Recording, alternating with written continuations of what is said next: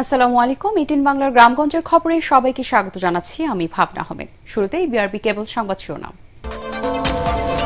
ইসরায়েলের গণহত্যার প্রতিবাদে বিক্ষোভে উত্তাল সারা দেশে। শিক্ষার্থীদের ক্লাস ও পরীক্ষা বর্জন, নেতানিয়াহুকে অবিলম্বে হামলা বন্ধের আহ্বান।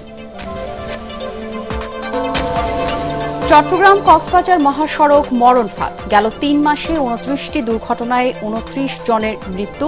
ঝুঁকিপূর্ণ বাঁক, লবণবাহী গাড়ি চলাচল ও বেপরোয়া গতির গাড়ি। শরীয়তপুরের জাজিরায় দুই পক্ষের সংঘর্ষ ও বোমা বিস্ফোরণের ঘটনার প্রধান অভিযুক্ত কুদ্দুস ব্যাপারী গ্রেপ্তার করেছে র্যাব। এবং মণিপুরীদের তাঁতে বুনা কাপড় ঘিরে মৌলভীবাজারে গড়ে উঠেছে নতুন ব্যবসা প্রতিষ্ঠান। লাভবান হচ্ছেন ব্যবসায়ীরা, বেকার তরুণদের কর্মসংস্থানের সুযোগ। শুনছিলেন বিআরবি কেবল সংবাদ শিরোনাম। এবারে বিস্তারিত। গাজায় ইসরায়েলি সন্ত্রাসীদের বর্বরোচিত গণহত্যা বন্ধ ও স্বাধীন ফিলিস্তিন রাষ্ট্র প্রতিষ্ঠার দাবিতে সারা দেশে গ্লোবাল স্ট্রাইক ফর গাজা কর্মসূচি পালিত হয়েছে। বিভিন্ন বিশ্ববিদ্যালয়ে ক্লাস ও পরীক্ষা বর্জন করে মিছিল করছেন শিক্ষার্থীরা। অনেক স্থানে দোকানপাট বন্ধ রাখেন ব্যবসায়ীরা। এ সময় গাজায় হামলা বন্ধে ইসরায়েল সরকারের উপর চাপ তৈরি ও নেতানিয়াহুর ফাঁসির দাবি জানান তারা। প্রতিনিধিদের পাঠানো তথ্য ও চিত্র নিয়ে জাহিদুল আলমের রিপোর্ট। ইসরায়েলি বাহিনীর নৃশংসতার প্রতিবাদে অগ্নিগর্ভ চট্টগ্রাম। বিভিন্ন উপজেলায় আয়োজিত সমাবেশে অংশ নেন কয়েক হাজার মানুষ। এ সময় ইসরায়েলের প্রধানমন্ত্রী নেতানিয়াহুর কুশপুত্তলিকা পুরানো হয়। সমাবেশে গাজায় হত্যাকাণ্ডের ঘটনায় মুসলিম দেশগুলোর নীরব ভূমিকার জন্য ধিক্কার জানানো হয়। গাজায় ইসরায়েলের অব্যাহত হত্যাযজ্ঞের প্রতিবাদে এবং গাজার জনগণের প্রতি সংহতি জানিয়ে রাজশাহী বিশ্ববিদ্যালয়ে সমাবেশ অনুষ্ঠিত হয়েছে। এ সময় বিক্ষুব্ধরা রাষ্ট্রীয়ভাবে ইসরায়েলি পণ্য বয়কট এবং তাদের দোসরদের সাথে সব সম্পর্ক ছিন্ন করার দাবি জানান। সাধারণ মানুষের বিক্ষোভে উত্তাল ছিল সিলেট নগরের বন্দরবাজার, জিন্দাবাজার ও চৌহাট্টা। এ সময় এই গণহত্যার প্রতি ঘৃণা জানিয়ে নেতানিয়াহু ও ট্রাম্প প্রশাসনের নিন্দা জানান তারা। আমাদের দাবি, আমাদের ফিলিস্তিন আমাদের স্বাধীন রাষ্ট্র, ওই রাষ্ট্র আমাদের স্বাধীনভাবে ফিলিস্তিনিরা নিজেদের ভূখণ্ডে স্বাধীন থাকবে, এটাই আমাদের হক সুপার মার্কেট পুরো বিশ্বের কাছে আমাদের দাবি। বরিশালে আশ্বিনী কুমার হল চত্বরে সমাবেশ ও বিক্ষোভ মিছিল অনুষ্ঠিত হয়। এ সময় গাজাবাসীর সহায়তায় মুসলিম দেশগুলোকে এগিয়ে আসার আহ্বান জানানো হয়। রংপুর নগরীর জেলা স্কুল, টাউন হল, শাপলা মোড়, প্রেস ক্লাব, মেডিকেল মোড়, রোকেয়া বিশ্ববিদ্যালয়ে গণপ্রতিবাদ কর্মসূচির আয়োজন করা হয়। এ সময় অংশগ্রহণকারীরা বলেন, গাজায় গণহত্যার বিষয়ে আন্তর্জাতিক সম্প্রদায়ের উদাসীনতা হতাশাজনক। ফিলিস্তিনের যুদ্ধ বন্ধের দাবিতে দিনাজপুরে বিক্ষোভ সমাবেশ করেন সকল শ্রেণী পেশার মানুষ। এ সময় বক্তারা ইসরায়েলকে সন্ত্রাসী দেশ হিসেবে ঘোষণা করতে জাতিসংঘের প্রতি আহ্বান জানান। গাজাবাসীর প্রতি সংহতি জানিয়ে ময়মনসিংহের টাউন হল মোড়ে বিক্ষোভ করেছেন সর্বস্তরের মানুষ। এ সময় গাজায় হত্যা বন্ধে আন্তর্জাতিক মহলের কঠোর হস্তক্ষেপ, ইসরায়েলি পণ্য বয়কট ও তাদের বিচারের আওতায় আনার দাবি জানান। জাহিদুল আলম, এটিএন বাংলা। কক্সবাজার চট্টগ্রাম মহাসড়ক যেন মরণফাঁদ। মহাসড়কটির চন্দনাইশ থেকে লোহাগড়া অংশটি মৃত্যুফাঁদের হটস্পট। গেল 3 মাসে সড়কের অংশে 29টি দুর্ঘটনায় প্রাণ হারিয়েছে কমপক্ষে 29 জন। ঝুঁকিপূর্ণ বাঁক, লবণবাহী গাড়ির পানি, তার সাথে চালকের বেপরোয়া গতির কারণেই ভয়াবহ এসব দুর্ঘটনা ঘটছে বলে মনে করছেন সংশ্লিষ্টরা। চট্টগ্রাম থেকে আরো জানাচ্ছেন সৈয়দ তামিম মাহমুদ। চট্টগ্রাম কক্সবাজার মহাসড়কে দুর্ঘটনায় মানুষের প্রাণহানি নিয়মিত ঘটনায় পরিণত হয়েছে। এর মধ্যে সবচেয়ে বেশি দুর্ঘটনা ঘটছে চন্দনাইশ থেকে লোহাগাড়া অংশে। জেলার 2000 হাইওয়ে থানার তথ্য বলছে, 2024 সালে সড়কের এই অংশে 65টি দুর্ঘটনায় 21 জনের মৃত্যু হয়। আর চলতি বছরের 3 মাসেই 29টি সড়ক দুর্ঘটনায় প্রাণ হারিয়েছে অন্তত 29 জন। সবশেষ গত 2রা এপ্রিল লোহাগাড়ার চুনতি জাঙ্গালিয়ায় বাস মাইক্রোবাসের সংঘর্ষে এক দুর্ঘটনাতেই প্রাণ হারায় 11 জন। এলাকাবাসী ও পুলিশ জানায়, সরু রাস্তার সাথে ঝুঁকিপূর্ণ বাঁক, লবণ পানিতে সড়ক ভিজে থাকা, ঢালু সড়ক ও চালকদের অনভিজ্ঞতার কারণেই ঘটছে এত দুর্ঘটনা। কক্সবাজার থেকে চট্টগ্রামের দিকে নামার পথে ওই রাস্তাটা একটু ঢালু আছে, আর একদিকে হচ্ছে পূর্ব পাশে একটু নিচু, ফলে গাড়িগুলো যখন কক্সবাজার থেকে চিটাগাং দিকে আসে তখন এগুলো একটু হেলানো অবস্থায় থাকে, ফলে নিয়ন্ত্রণ রাখতে পারে না। বিশেষজ্ঞরা বলছেন, দুর্ঘটনা এড়াতে সড়কের দুর্বলতাগুলো চিহ্নিত করে দ্রুত ব্যবস্থা গ্রহণ ও মহাসড়কে অটোরিকশার মতো ছোট পরিবহন চলা বন্ধ করা জরুরি। রাস্তা প্রশস্ততা যেমন করা প্রয়োজন, রাস্তার ঝুঁকিপূর্ণ স্থান বাঁক রয়েছে সেগুলোকে আসলে ভীষণ অবস্ট্রাকশন আছে কিনা, ঠিকভাবে সেফ কিনা সেটা নিশ্চিত হওয়াটা প্রয়োজন। সড়ক বিভাগ এর মধ্যে কিছু উদ্যোগ নিলেও তা যথেষ্ট নয় বলে জানালেন এলাকাবাসী। রাস্তাটা একটু ছোট, এই জন্য মানে গাড়ি আমরা দাঁড়িয়ে নামাতে পারতেছি না, এই জন্য দুর্ঘটনা হচ্ছে। আমরা চাই অতি বিলম্বে এই মহাসড়ক 4 অথবা 6 লেন উন্নীত করা হোক। দুর্ঘটনা প্রবণ সড়ক পরিদর্শন করে প্রয়োজনীয় ব্যবস্থা নেওয়ার আশ্বাস উপদেষ্টা ফারুকী আজমের। বিআরটিএ ওখানে উদ্যোগ নিয়েছে যে প্রত্যেকটা বাঁক তারা পরীক্ষা করে প্রাথমিকভাবে যতটুকু আয়োজন করা দরকার গাড়ির স্পিড কমানো এবং সুশৃঙ্খল করার ক্ষেত্রে তারা সেই সমস্ত উদ্যোগগুলো নিচ্ছে।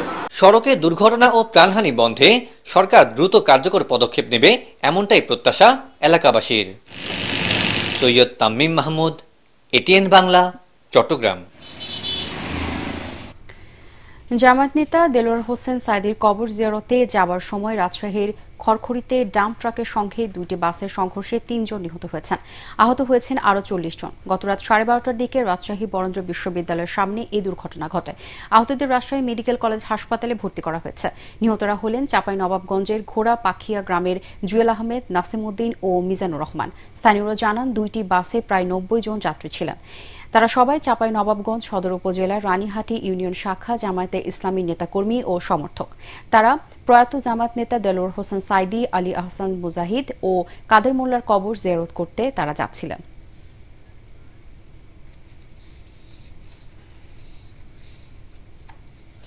এদিকে লালমনিরহাটে ডাম্প ট্রাকের ধাক্কায় পুলিশবাহী একটি গাড়িতে থাকা 15 পুলিশ সদস্য আহত হয়েছেন।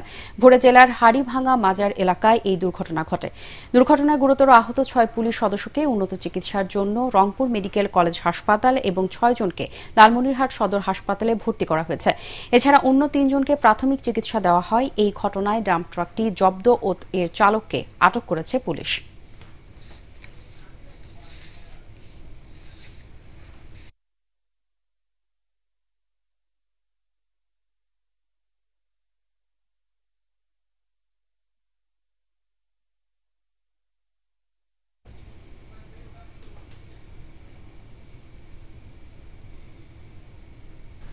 শরীয়তপুরের জাজিরায় 2 পক্ষের সংঘর্ষ ও বোমা বিস্ফোরণের ঘটনার প্রধান অভিযুক্ত কুদ্দুস ব্যাপারীকে গ্রেপ্তার করেছে।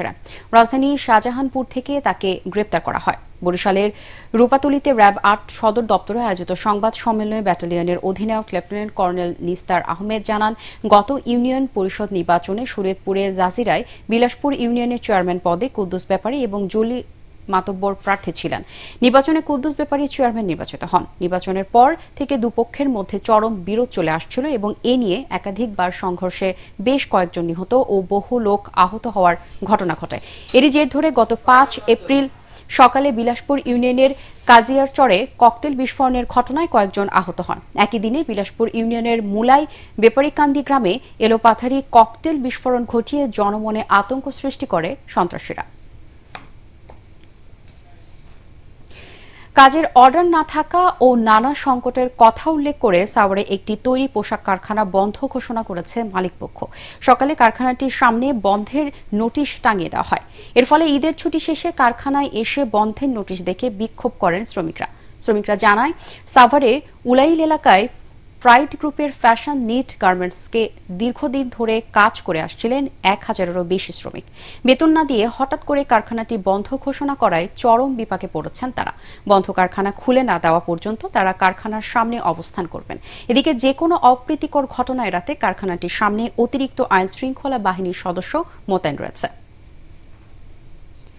ব্রাহ্মণবাড়িয়ায় জমি সংক্রান্ত বিরোধের জের ধরে প্রতিপক্ষের হামলায় 1 নারী নিহত হয়েছেন। ভোরে সদর উপজেলার তালশহর পূর্ব ইউনিয়নের পুথাই গ্রামে এই ঘটনা ঘটে। নিহত ময়না বেগম ওই গ্রামের মানিক মিয়ার স্ত্রী। নিহতের পরিবার জানায়, দীর্ঘদিন ধরে ময়নার স্বামী মানিক মিয়ার আপন ভাই ও চাচাতো ভাইয়ের সাথে জমি নিয়ে বিরোধ চলে আসছিল।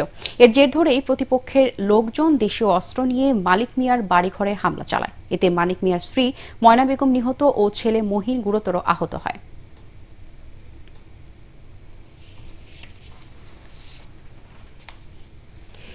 মণিপুরীদের তাঁতে বোনা কাপড় দেশে বিদেশেও সমাদৃত। আর এই মণিপুরী কাপড়কে মধ্যমণি করে মৌলভীবাজার জেলার বিভিন্ন জায়গায় গড়ে উঠেছে নতুন নতুন ব্যবসা প্রতিষ্ঠান। এতে করে মণিপুরী তাঁত শিল্পের সাথে লাভবান হচ্ছে ব্যবসায়ীরা। এর সাথে কর্মসংস্থান হচ্ছে এই অঞ্চলের বেকার তরুণ তরুণীদের। মৌলভীবাজার থেকে সৈয়দ মহসিন পারভেজের পাঠানো তথ্য ও চিত্র নিয়ে আরও জানাচ্ছেন আশিকুর রহমান। সিলেটে অষ্টাদশ শতক থেকে মণিপুরীদের বসবাস। বর্তমানে দেশে প্রায় 1.5 লাখ মণিপুরী বাস করে। এর মধ্যে মৌলভীবাজার জেলার বিভিন্ন উপজেলায় বসবাস করছে মণিপুরী সম্প্রদায়। মণিপুরী নারীদের সুনাম আছে তাঁতে তৈরি কাপড়ের জন্য। তাঁতে কাপড় বুননের জন্য তাদের নিজস্ব তাঁত রয়েছে। মণিপুরী নারী তাঁতিরা জন্মসূত্রে মায়ের কাছ থেকেই তাঁতের কাজ শেখেন। এ সম্প্রদায়ের শতকরা 95% নারী তাঁত শিল্পের সঙ্গে জড়িত।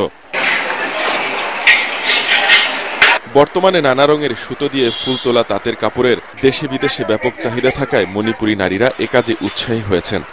এ কাপড়ের চাহিদা বেশি, এখানকার তৈরি শাড়ি পাঠানো হচ্ছে বিদেশেও। Bureau report, ATN Bangla. চট্টগ্রামে আজ থেকে শুরু হয়েছে বাংলাদেশ বিনিয়োগ উন্নয়ন কর্তৃপক্ষ বিডার আয়োজনে বাংলাদেশ ইনভেস্টমেন্ট সামিট 2025।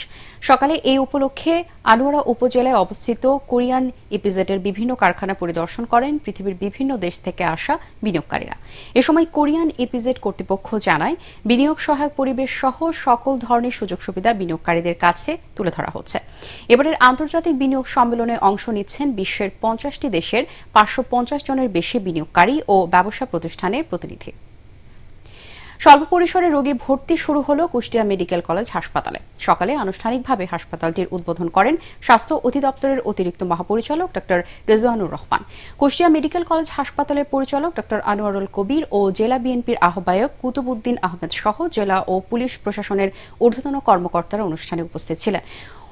উদ্বোধন শেষে হাসপাতালের মেডিসিন ও শিশু বিভাগ পরিদর্শন করেন অতিথিরা। এর আগে 2025 শয্যা বিশিষ্ট কুষ্টিয়া জেনারেল হাসপাতাল থেকে বেশ কিছু রোগী আনা হয় এই হাসপাতালে। নতুন হাসপাতালের পরিষ্কার পরিচ্ছন্ন পরিবেশ দেখে সন্তোষ প্রকাশ করেন রোগীরা।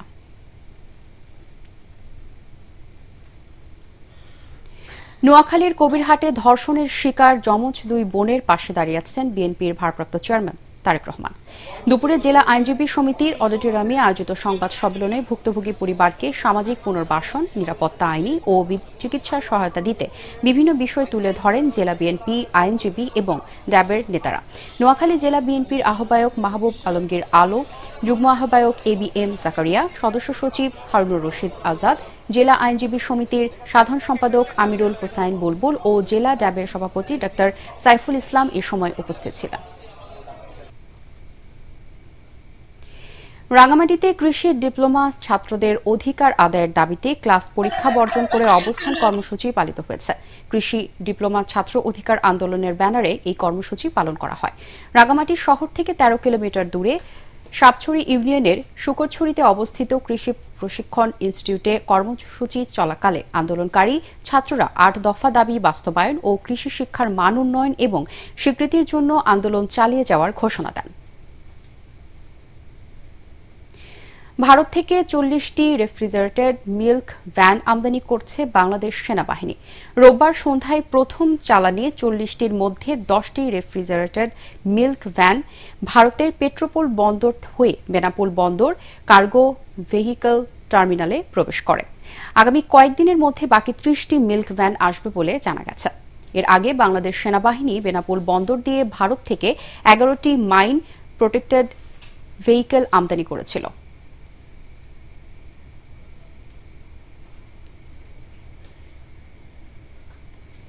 পরবর্তী সংবাদ দেখার আমন্ত্রণ জানিয়ে এখনকার মতো শেষ করছি। ATN বাংলার সংবাদ ইউটিউবে দেখতে ব্রাউজ করুন youtube/ATN বাংলা নিউজ। ধন্যবাদ সবাইকে।